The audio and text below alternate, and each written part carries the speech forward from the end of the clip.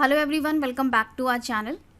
Internet पर इस समय बहुत सारी फेक न्यूज़ आ रही हैं कि आईटीआर की ड्यू डेट एक्सटेंड हो गई है, 31 अगस्त हो गई है।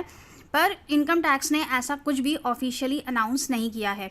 अपने ट्विटर हैंडल पर भी इनकम टैक्स लगातार बोल रहा है कि 31 जुलाई ड्यू डेट है और आप अपनी आईटीआर जल्दी से जल्दी फाइल कर लें, क्योंकि कोई भी डेट एक्सटेंशन होने वाला नहीं है। आज 31 जुलाई है, आज ड्यू डेट है आईटीआर फाइलिंग की।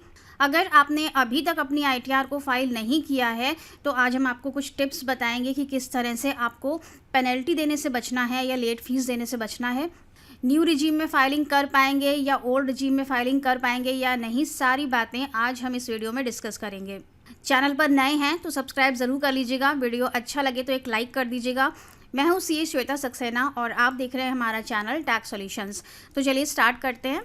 न्यू रिजीम में ऑप्ट करने वालों को सरकार ने बहुत सारे बेनिफिट दिए हैं इस बार। तो अगर आप न्यू रिजीम में फाइलिंग करना चाहते हैं तो आप ओरिजिनल आईटीआर 31 जुलाई तक फाइल कर सकते हैं, जो कि ड्यू डेट है। और अगर ड्यू डेट तक फाइल नहीं कर पाते हैं तो आप 31 दिसंबर तक अपनी बिलेटेड आईटीआर को फाइल कर सकते हैं। बिलेटेड आईटीआर का मतलब कि आपको उसमें लेट फीस देनी पड़ेगी। आईटीआर तो आप तब भी अपलोड कर पाएंगे, 31 दिसंबर तक आप न्यू रिजीम में आईटीआर अपलोड कर सकते हैं, लेकिन लेट फीस देनी होगी। और लेट फीस आपकी इनकम के अकॉर्डिंग लगती है। जैसे कि अगर आपकी इनकम 3 लाख रुपए तक है तो कोई भी लेट फीस नहीं लगेगी। अगर आपकी इनकम 5 लाख तक आती है तो 1,000 रुपये की लेट फीस लगेगी। और अगर 5 के ऊपर जाती है तो 5,000 की लेट फीस लगेगी। अब ये जो लेट फीस का क्राइटेरिया है सेक्शन 234F में, ये ओल्ड रिजीम के हिसाब से बनाया गया था और ये वैसे ही चल रहा है।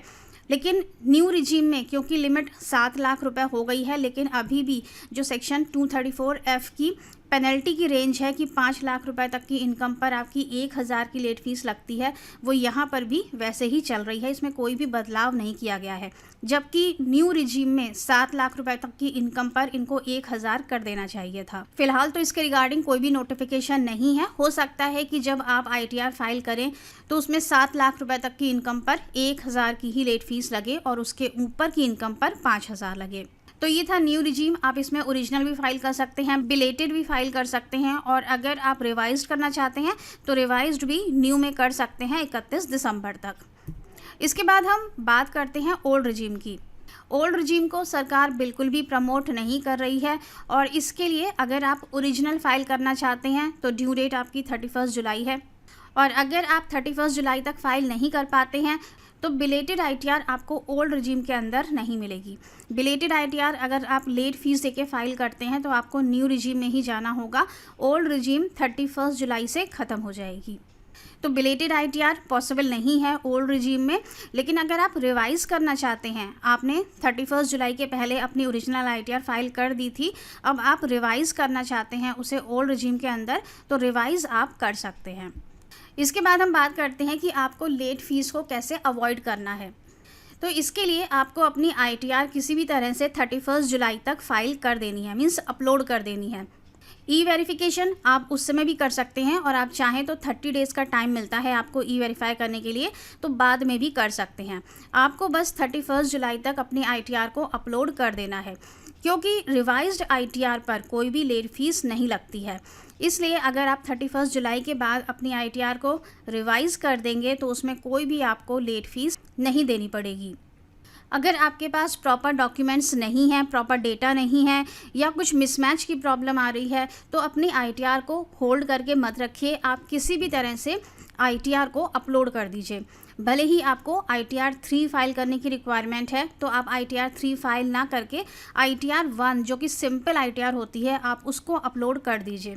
फिर बाद में जब आप उसे रिवाइज़ करेंगे तो रिवाइज आईटीआर पर आपको कोई भी लेट फीस नहीं देनी पड़ेगी। नेक्स्ट पॉइंट आता है कि क्या हम रिजीम्स में चेंज कर सकते हैं। तो 31 जुलाई के बाद आप रिजीम्स में चेंज नहीं कर पाएंगे। इसलिए अगर आपको रिजीम्स को लेके कोई भी डाउट है तो आप 31 जुलाई के पहले अपनी रिजीम फाइनल कर लें और उसी रिजीम में अपनी आईटीआर को फाइल करें। 31 जुलाई के बाद आप ओल्ड से न्यू या न्यू से ओल्ड में स्विच नहीं कर पाएंगे। इसके बाद बात करते हैं हम कैरी फॉरवर्ड ऑफ लॉसेस की। जिन लोगों के भी फ्यूचर एंड ऑप्शन या इंट्राडे में लॉसेस हैं या कैपिटल लॉसेस हैं, वो लोग कैरी फॉरवर्ड करना चाहते हैं तो कैरी फॉरवर्ड ऑफ लॉसेस का जो बेनिफिट होता है ये हमें सिर्फ ओरिजिनल आईटीआर फाइल करने पर ही मिलता है। अगर आप बिलेटेड आईटीआर फाइल करेंगे तो आप लॉसेस को कैरी फॉरवर्ड नहीं कर पाएंगे। मतलब कि भले ही आप लेट फीस देकर अपनी आईटीआर को फाइल करें, फिर भी आप लॉसेस को कैरी फॉरवर्ड नहीं कर पाएंगे। इसीलिए अगर आपके लॉसेस कैरी फॉरवर्ड होने हैं तो आप 31 जुलाई तक अपनी आईटीआर को फाइल कर दें। और अगर आप ITR 3 या ITR 2 फाइल नहीं कर पा रहे हैं तो आप ITR 1 को अपलोड कर दें। इससे क्या होगा कि जब आप रिवाइज ITR फाइल करेंगे तो उसमें आप लॉसेस को कैरी फॉरवर्ड कर सकते हैं। लॉसेस को कैरी फॉरवर्ड करने का एक तरीका और भी है आपके पास। अगर आप 31 जुलाई तक अपनी ओरिजिनल ITR फाइल नहीं कर पाते हैं तो फिर आप ऑडिट में जा सकते हैं।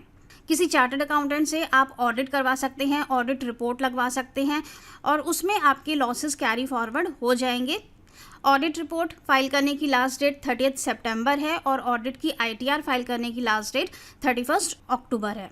ऑडिट करवाने पर आपको चार्जेस थोड़े से ज़्यादा पे करने पड़ते हैं। CA की फ़ीस करीब 5 से 6 हज़ार या 10 हज़ार तक भी होती है आपकी ITR के अकॉर्डिंग। तो उस ऑप्शन को आप चूज़ कर सकते हैं अगर आपके लॉसेस कैरी फॉरवर्ड नहीं हो पा रहे हैं। तो फ्रेंड्स, आज के वीडियो में इतना ही। मिलेंगे नेक्स्ट वीडियो में। किसी भी तरह से करके आप 31 जुलाई तक अपनी ITR को अपलोड कर दें, जिससे कि आप रिवाइज ITR पर लेट फीस देने से भी बच सकेंगे और अपने लॉसेस को कैरी फॉरवर्ड भी कर सकेंगे। So thank you so much for watching this video अच्छा लगा हो तो लाइक ज़रूर कर दीजिएगा। मिलेंगे नेक्स्ट वीडियो में। Till then stay safe and healthy. Bye bye.